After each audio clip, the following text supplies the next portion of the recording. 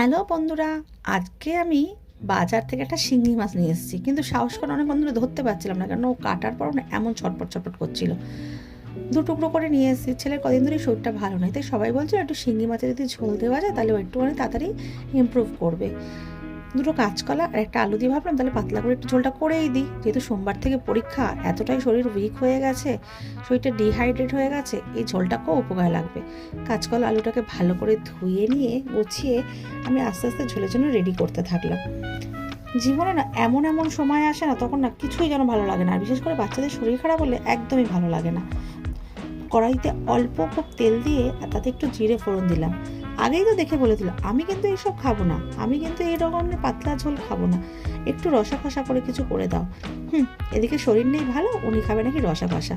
যাই হোক, তেলের উপর ফোড়নটা দিয়ে গরম হয়ে গেলে আস্তে আস্তে কাঁচকলা আর আলুটাকে আমি ভালো করে ভেজে নিলাম। আদা বাটা না আমি এখানে কিছু দিইনি, কারণ শুনেছি নাকি আদায় কাঁচকলায় ঠিক বন্ডিংটা ভালো না।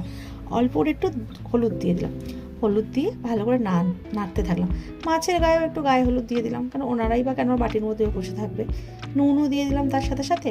মাছের গায়েও একটুখানি কাটা চায়ের নুনের চিটে যেমন হয় না, ঠিক সেরকমই লাগছিল, চিচির চিচির করছিল নুনটা দিলে।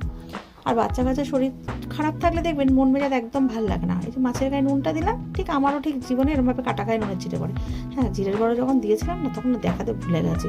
ওরা একটু ক্ষমাঘাটনা করে নেবেন, মানে একটু জিরের গুঁড়ো না দিলে না, ঠিক বাচ্চা মানুষ তো, খুব যে ছোটো তা তো নয়, খাবে না। এটা যদি 6 মাসের বাচ্চা হতো ঠিক আছে, মুখ বুঝে খেয়ে নিত। গরম জল দিলাম ঢেলে এক কড়া পুকুরের মধ্যে, এবার মাছটাকে দেবো ছেড়ে। এইভাবে ভালো করে ঝোলটাকে যখন করবো, করার পরে তো ভাবছিলাম যে সত্যি সত্যি খাবে তো। আগেই তো একবার করে রাউন্ড মারছে রান্না করে, আর বলছে আমি কিন্তু খাবো না, আমি কিন্তু খাবো না। মাছটার গায়ে নুন আর হলুদ ভালো করে গায়ে হলুদ দিয়ে এবারে দিলাম ছেড়ে। এতক্ষণ যতক্ষণ কেটে আনিনি ততক্ষণ জলের মধ্যে খুব খেলছিল।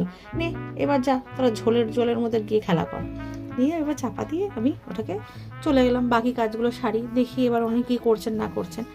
এইবারে যখন খুললাম, ঝোলটার এত সুন্দর রং এসছে আর এতটা পুষ্টিগুণ এই ঝোলটা, যে কোনো বাচ্চা থেকে বুড়ো মাঝবয়সী আমরা সবাই এটাকে খেতে পারবো।